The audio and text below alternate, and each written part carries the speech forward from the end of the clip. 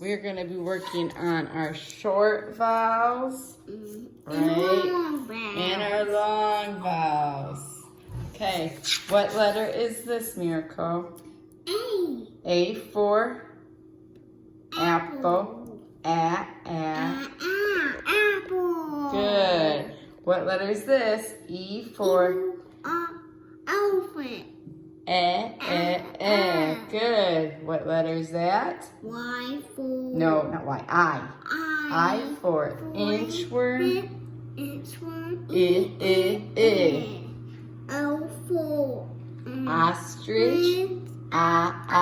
Ostrich. U for umbrella.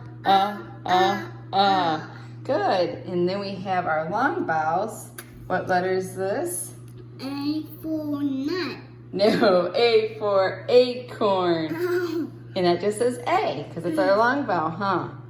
What letter is this? E for eagle. E. I for ice cream. I. O for open. O. And U for uniform. U. All right, let's do it one more time. A for apple. E for elephant. I for inchworm. O for ostrich.